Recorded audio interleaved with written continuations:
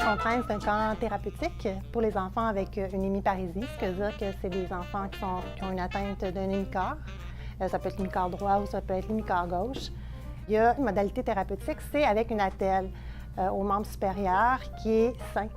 L'approche de la contrainte, initialement, l'a débuté en individuel. Puis je suis une des premières qui a commencé à faire ça en individuel avec les jeunes. Ce qui était difficile, c'est de maintenir la motivation des jeunes et des familles parce qu'ils se décourageaient. En 2008, il y a des thérapeutes au programme de DMC qui ont décidé de réunir des enfants avec une hémiparésie et faire un groupe. Fait qu'on est 2 ergothérapeutes qui ont commencé à faire un camp, puis on a interpellé nos collègues physiothérapeutes à ce moment-là, et on avait aussi une éducatrice spécialisée. Et c'était notre premier volet, notre premier camp qu'on a fait là, en interdisciplinaire. Le fait de se retrouver tous des jeunes ensemble avec les mêmes problématiques, les mêmes difficultés, les mêmes défis, ils arrivent à s'aider entre eux. Donc, puis il n'y a pas de comparaison. Donc, parfois, je suis le meilleur dans une activité, parfois, je suis le moins bon, mais tout le monde partage les mêmes difficultés. Fait que ça, je trouve ça intéressant, qu'on ne retrouve pas nécessairement dans la communauté. Il y a eu beaucoup de verbalisation, d'émotions qui sont sorties spontanément par les jeunes. Puis les jeunes ont commencé à dire « Ah, ben moi aussi, là, il y a du monde qui ont ri de moi. Il y a des volets psychologiques qui sont sortis, puis émotionnels. Puis il y a même des jeunes qui ont pleuré. Puis on s'est senti un peu mal pris pour gérer tout cet aspect émotionnel-là. » Ce sont tous des enfants qui sont intégrés dans le système scolaire régulier. Qu'est-ce que ça veut dire, ça? Bien, ça veut dire qu'il est souvent tout seul dans son école à porter des orthèses, à avoir du soutien pour zipper le manteau. Dans la vie, il faut aussi avoir des moments où on est pareil comme les autres et des moments où on est différent des autres. C'est ça qui fait l'équilibre dans une vie en réalité. Les clowns ont commencé à participer au camp, à faire des ateliers en 2012. Les docteurs clowns, on les connaît très bien. Ils viennent à Marie-Enfant 2 fois semaine.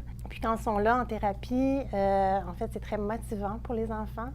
Ça fait des thérapies qui sont faites avec beaucoup d'efforts, mais dans le plaisir. Puis c'est ça qu'on vise. Donc, moi, je trouvais ça très positif là, que les docteurs clowns participent au camp. L'atelier qu'on propose, c'est plutôt une initiation au clown qu'un vrai atelier de clown où on va former des vrais clowns qui vont être prêts demain pour le Cirque du Soleil. Ça. On utilise les 5 points de base qu'on a appris dans notre formation de clown, c'est-à-dire la légèreté, la joie, l'honnêteté, l'ouverture et la simplicité. Dans le fond, c'est ce qu'on essaie de montrer aux enfants. Ce qu'on amène comme contribution, nous, c'est qu'on utilise le clown comme outil de valorisation chez les enfants. Jovia est un partenaire clé du Centre de réadaptation Marie-Enfant et du CHU Sainte-Justine depuis plusieurs années. Les jeunes les connaissent, les parents les connaissent, donc de les voir arriver dans le cadre d'un camp plus structuré, mais ils disent « Hey, je les connais, eux autres », donc c'est moins confrontant. Et vous avez commencé à travailler avec nous, vous aviez emmené tout l'aspect de sortir les émotions, d'exprimer des émotions. C'est tout un volet que les jeunes ressentent, puis que quand on fait juste de la réadaptation physique, des fois, on n'en tient pas autant compte. Pour faire du clown, on part de qui on est. Souvent, on dit qu'on a tous un clown qui sommeille en nous, il s'agit d'aller le réveiller. Eh bien, nous, c'est ce qu'on fait avec les enfants. On va les réveiller leur clown, on leur apprend à identifier les émotions qu'ils vivent à l'intérieur. Je trouve que vous avez cette force-là d'être capable d'aller chercher ce que l'enfant est capable de donner, puis l'amener à travailler ça, à exploser, si on veut, ce trait de personnalité-là. La matière première du clown, où est-ce qu'il est bon, où est-ce qu'on va le trouver attachant, c'est quand il nous montre ses défauts, ses petits travers, les petits trucs qu'on voudrait normalement cacher. Ben, le clown, lorsqu'il sait bien les utiliser, quand il les a bien intégrés, disons, et acceptés, disons-le, acceptés, c'est là que la conversation émotive avec le public va s'engager. D'être différent, c'était correct. Et les enfants, ça paraissait, oui, qui étaient capables d'être différents, puis exprimer leur individualité, puis exprimer leur propre personnalité, sans jugement. Je pense que c'est ça qui est le plus important là, dans cette situation. Je pense qu'il faut aussi des docteurs clowns qui soient suffisamment sensibles, si on le fait dans un contexte thérapeutique, pour se dire, bien, tel enfant, il est à tel niveau et on va l'amener une petite affaire plus loin. Puis pour ça, il faut d'abord que les clowns aient cette capacité à décoder c'est qui cet enfant, quels sont ses besoins, puis où on va l'apporter. Et eux n'ont pas nécessairement développé cet humour-là, plus intériorisé, de dire hey, « moi aussi, je suis capable de rire de moi ». Parce que ça prend un certain détachement, puis ça se fait avec le temps, avec l'âge, avec l'acceptation de leurs conditions. Pour les enfants qui ont un état relatif de paix, si je peux dire, avec cette limite-là, ils ont probablement plus de facilité à se laisser emporter dans ce genre d'activité parce que pas si loin de leur réalité d'acceptation d'être imparfait. Pour d'autres enfants, je pense que ça peut être comme un défi un peu insurmontable.